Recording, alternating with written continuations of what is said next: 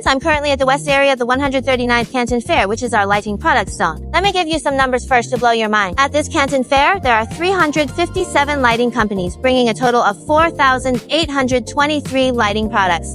What does that mean? This volume of products is nearly 80% more than what we had at the previous Canton Fair. What does this show? It shows that our Chinese lighting team is going full throttle, accelerating into the global market.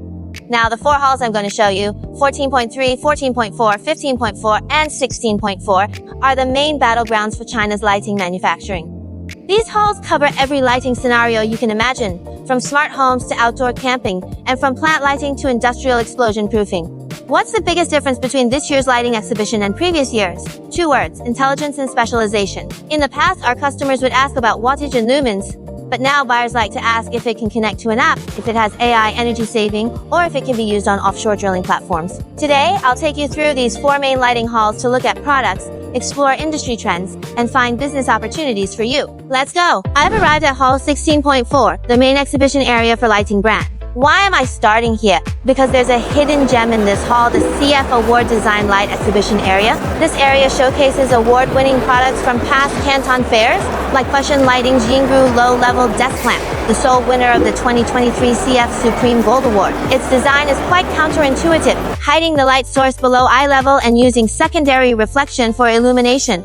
This solves the glare issue common in traditional lamps when you look up. This lamp later won the German IF Award, the Red Dot Award, and the American Muse Design Award, nearly completing a grand slam of industrial design honors. It's a perfect example of how Chinese lighting has evolved from being function-driven to design-driven. This hall also features many plant lighting products. These LED lights are designed for indoor gardening with adjustable spectrums to simulate various lighting conditions. With the growing indoor gardening trend in Western households, exports of these plant lighting products have seen rapid growth. Other popular items include classroom eye protection lamps. They're flicker-free, block blue light, and have passed the EU's Eye Comfort certification.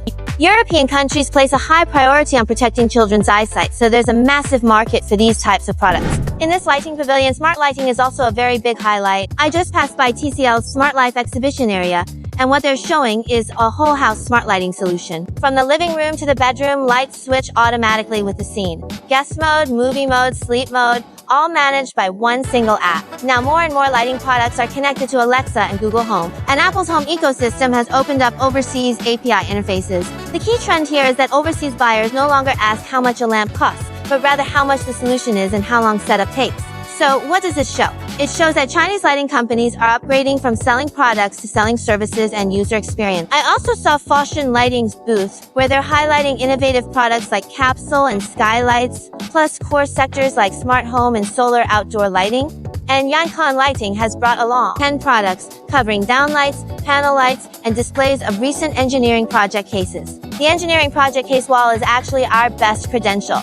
Brands focus on the Middle East display hotel projects in Dubai, Singapore's airport, and London's commercial complexes, all powered by Chinese solutions. Coming to Hall 14.4, the focus here is on specialty lighting and niche markets. Let's take a look at the booths in this hall. For example, Dongguan Pan American Optoelectronics. This company specializes in LED explosion-proof lights. Their products are typically used in flammable and explosive environments like petrochemicals, offshore drilling platforms, and coal mines. You might think explosion-proof lights are far from our daily lives, but the technical barrier is actually very high. FM Lighting, for example, has an R&D team of over 50 people and holds 229 domestic and international patents.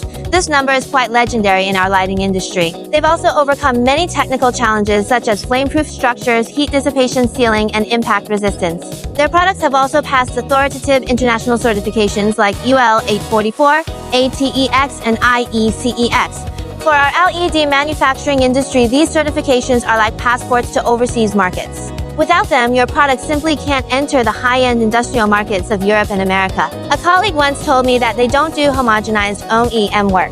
Instead, they target the blue ocean of specialty lighting and reject low-end cutthroat competition. This is exactly the strategic direction for the transformation of Chinese lighting companies. In this hall, we can also see many solar-powered product series. With the global green energy transition, demand for solar streetlights and solar garden lights is exploding. I've noticed that many exhibitors are highlighting green and low-carbon labels. This exhibition features a total of 1,558 green and low-carbon lighting products, accounting for 32% of all products.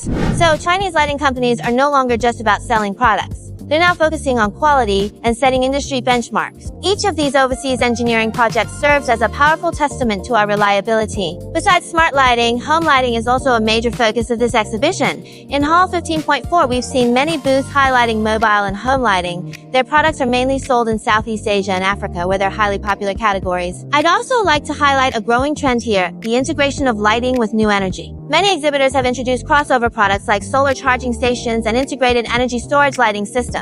With the boom in electric vehicles and new energy storage, this will be the next growth driver for lighting companies. Alright, I've finished taking you through the 4 main lighting halls of this 139th session. Now, I'll share 3 key takeaways. First, smart products have become the universal language of this year's lighting exhibition. A total of 756 smart products are on display. Intelligence is no longer just a bonus for lighting, it's now a mandatory entry ticket. From whole house solutions to individual controls, having lighting products that are connected, energy efficient, and adaptable to various scenarios is now a basic requirement for going global. Second, niche market segments are the growth engine for lighting products. For example, plant lighting, explosion-proof lighting, educational lighting, and camping lighting. We all know the general lighting market is already a crowded red ocean. But in these niche areas, there's still plenty of blue ocean potential.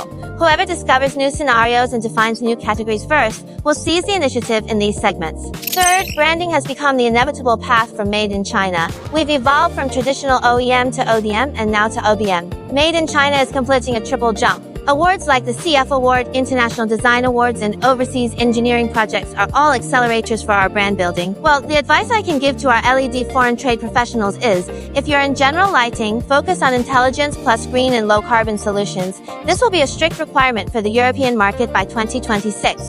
If you're in specialty lighting, dive deep into those niche segments and secure the relevant international certifications. This could be your product's competitive moat. And if you're in the outdoor and solar sector, take this chance to ride the new energy wave.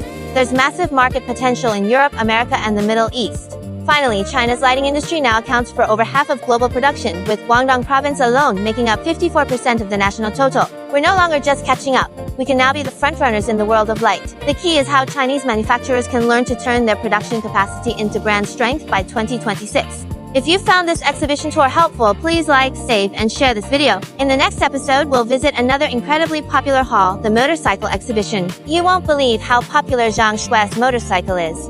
Bye-bye.